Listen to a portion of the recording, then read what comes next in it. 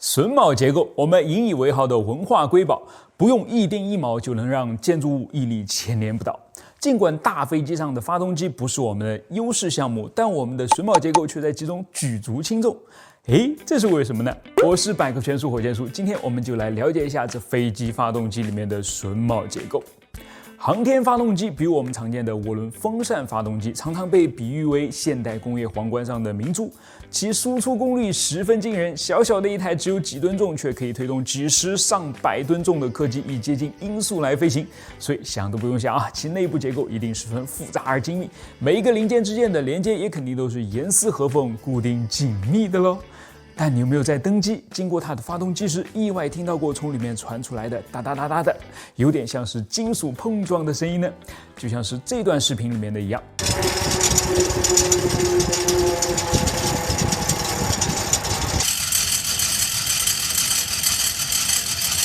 奇怪了，这声音从何而来？难道是发动机里面的风扇叶片松动了吗？没错，就是它松动了。但是也别怕，它本来就是被设计成这样的。作为发动机里面的成立部件，这些风扇的叶片却不是我们想象当中那样牢牢地固定在发动机上面的，而是通过榫头卡在风扇盘的榫槽里面的。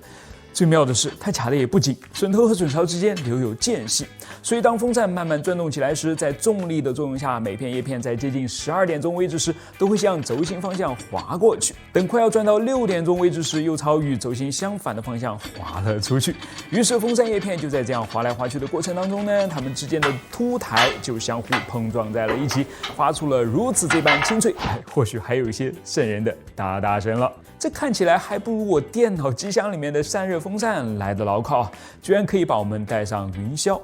实在是太不可思议了。好了，该到问为什么的环节了。先给大家5秒钟的时间想一想，猜猜看为什么航空发动机里面的风扇叶片要这样松垮垮的装在一起呢？5、4、3、2、1。好，下面呢就看看你猜的是否正确了啊。首先，连接起风扇叶和风扇盘的榫卯结构叫做重塑型榫卯，因为它看起来确实是很像一棵重树，即冷杉树的外观，呈现出一个有齿的 V 型。榫头和榫槽之间有着明显的空隙，可以方便榫头在一定范围内自由的滑动。当发动机开始工作之后呢，随着转速增加，离心力也开始增加，于是就将每一片风扇叶片往外拉，也使它们的榫头在各自的榫槽里面往外移动。那么每一片叶片的榫头往外移动的量都是一致的吗？不一定啊。由于在一个盘面上，每一片风扇叶片的对面都有另一片与之相对的叶片来平衡离心力。让我们想象一下，假如左边这片叶片 A 上面被一个小石子刮了一下，稍微损失了一点点的质量，而与它对称的右边的叶片 B 则相当完美。这个时候，如果风扇快速旋转起来，两边的离心力会一致吗？不会。完美叶片 B 受到的离心力显然会比伤残叶片 A 受到的离心力更大一些，于是这样并不平衡的力就会把风扇盘面的重心拉离了它的中心，也就是拉离了旋转轴的位置，这时震动就开始产生了。而机械结构都怕震动，震着就把自己给震散架了。为了避免这种情况发生工程师就设计出了这个神奇的重塑型榫卯。A 不是受伤变轻了吗？于是，在转起来之后，就多在榫槽里面往外滑动一些，而 B 则会自动少往外滑动一些。这样的话，两边的离心力又再次回到了平衡点上，震动也因此而减小了。所以，航空发动机的风扇叶片之所以要装得松松垮垮的，主要就是为了减少震动。你猜对了吗？这跟我们的直觉是不是有点冲突啊？我们觉得非要夹得紧紧的才不会左摇右晃，谁知道反而是放松一些才能真正实现又紧又稳。所以工程师的工作常常都是反直觉的。你有在生活当中发现什么反直觉但是却更好用的设计吗？一定要分享出来哦！我是火箭叔，关注我，把不一样的科学故事讲给你听。说到凹造型，谁能凹得过航空发动机上面的叶片呢？你看它完美的 S 型身材，正好扭得恰到好处。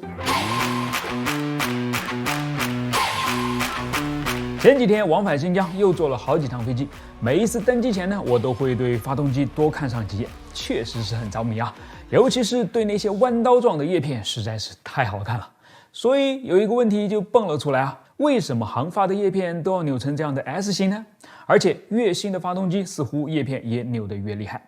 它们背后究竟有着怎样的科学原理？我是百科全书火箭叔，今天呢就让我们一起来了解一下。先说结论啊，扭成 S 型的航发叶片呢，主要有这么几个好处：一是可以提高发动机整体的空气动力学性能；二是可以减少叶片的振动，降低温度和噪音；三是可以提高发动机的工作效率。那么这些究竟是怎么做到的呢？下面我们就展开来看。当叶片以某个恒定的转速旋转起来时，由于离轴心距离的不同所以叶片上每个位置的周向速度都是不同的，也就是它们在旋转平面上画弧线的速度。拿离轴心最远的叶尖和离轴心最近的叶根做对比，虽然转完一圈的时间都是一样的，但是划过的弧线长度明显不同嘛。叶尖画了个大圆，叶根则画了个小圆。根据速度等于距离除以时间，就可以得出叶尖的周向速度是远大于叶根的周向速度的。这就造成一种什么情况呢？如果整个叶片从叶根到叶尖保持着同样一个角度，也就是同一个迎角的话，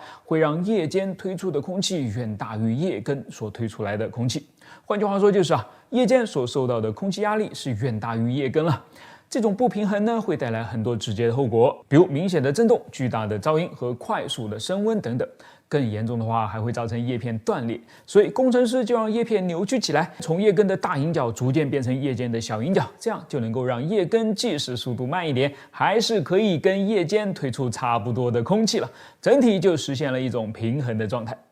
你仔细观察一下，几乎所有的风扇叶片呢都是这样的设计。但为什么航发的叶片除了这样扭以外，还要再进一步扭成一个 S 型呢？其实是为了实现超音速。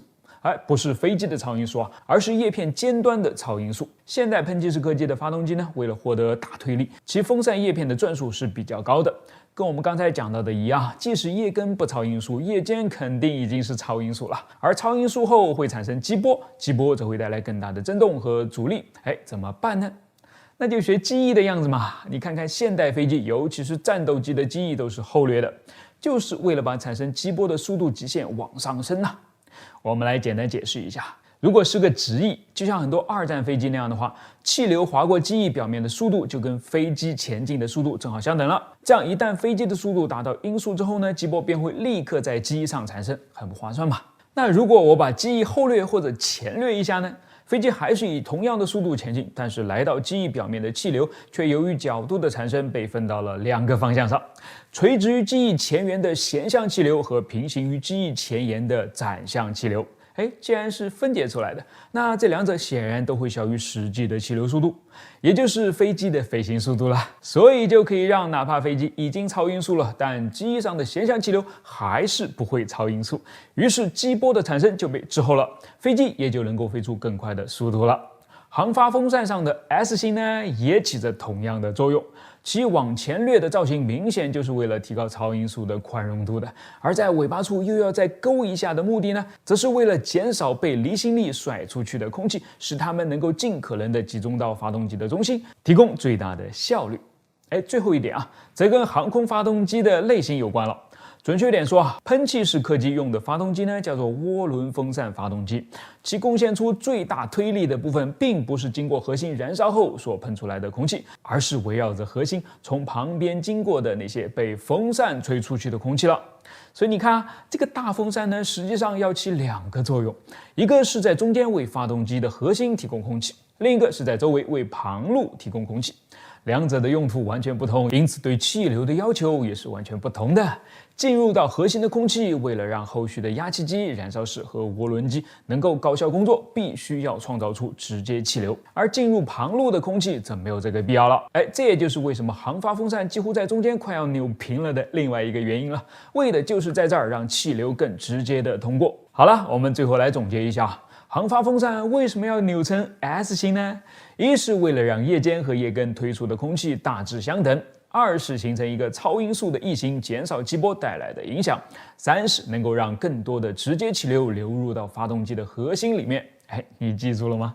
这个呢也给了我一个很大的启发，就是所有美的东西呢，它必定也是美的有价值的。好了，我是火箭叔，关注我，把不一样的科学知识讲给你听。不知道你有没有注意到有些民航客机的发动机呢很特别，它们的尾部喷嘴并不是常见的那种平的，而是像这种花边一样的锯齿状的。甚至有一些呢，不仅在外圈带有锯齿，连里面的内圈上呢都是带有锯齿的。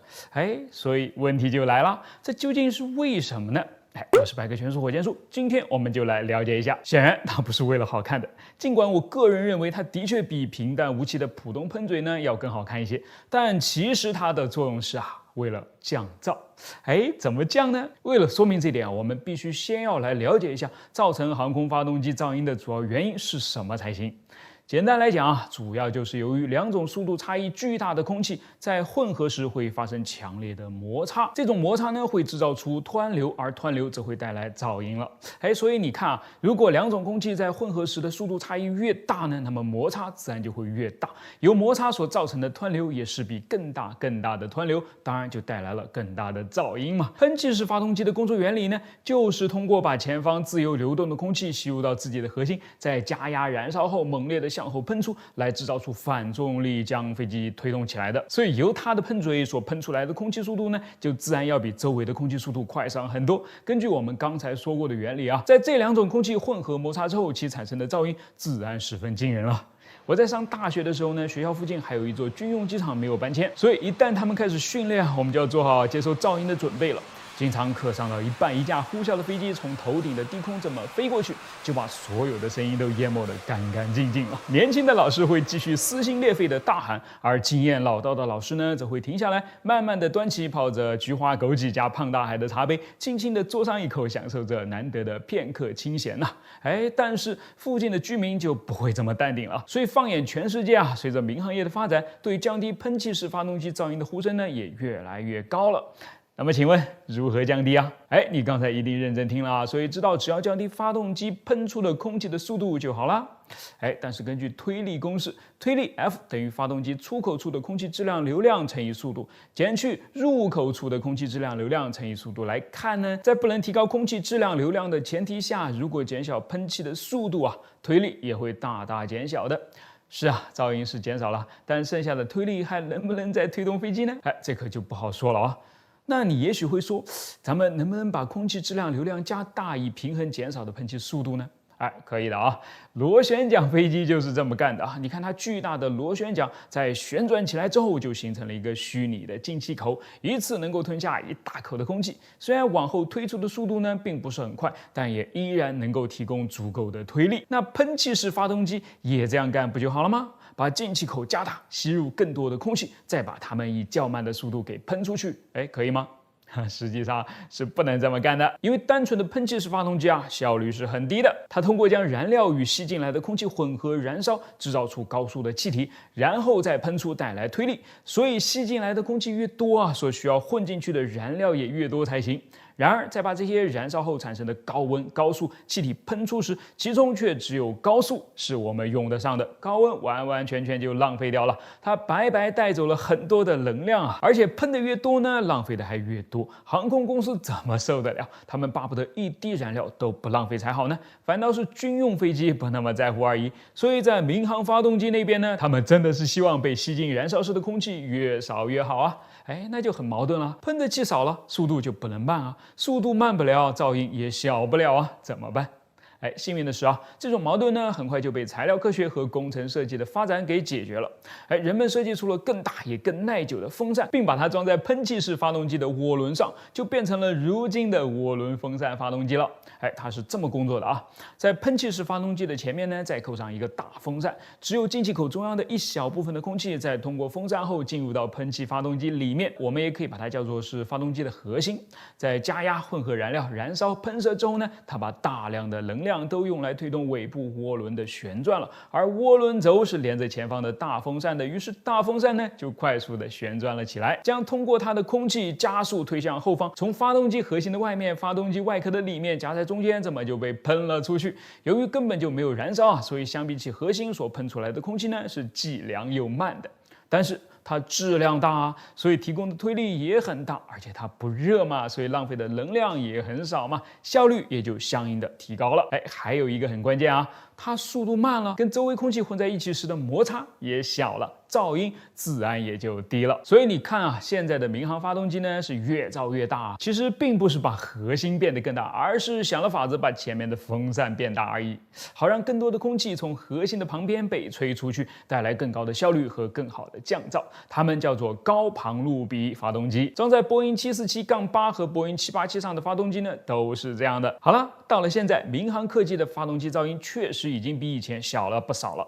但还有没有得降呢？可以的啊，那就是要进一步想办法让两种不同流速的气体更温柔的融合了。工程师们呢，从猫头鹰的翅膀上看到了希望。其实人们很早就发现啊，夜行的猫头鹰呢是飞行最为安静的动物之一，它所发出来的飞行噪音呢，只是同等重量其他鸟类的几十分之一，甚至还更小。咦，它是怎么做到的呢？通过研究，科学家们发现秘密很有可能就隐藏在它们的翅膀里，尤其是那些呈现出锯齿形排列的尾缘了。于是，在计算机仿真软件的帮助下呢，来自 NASA 和波音的工程师终于验证了这个猜测。锯齿形的设计会使高速喷出的气流提前产生出湍流，使它们在与周围的空气混合前呢就变得更碎了，从而避免了更大湍流的产生。这有点像是把一颗冰糖提前敲碎了撒到水里面，比把一整颗丢进去更容易溶解一样啊。在使用了这样的锯齿形喷嘴之后呢，据说在发动机最大推力时，噪音能够减小6分贝。6分贝听起来好像杯水车薪啊，但是分贝其实是个比值单位，所以表现的是一个变化率，降低了6分贝，实际上代表着75%的噪音量降低，一点也不少吧。所以啊，有的时候一样改进呢，看起来好像很小，但实际上却意义重大啊。好了，我是火箭叔，关注我，下一期呢，我们继续讲一个小改进所带来的大改变。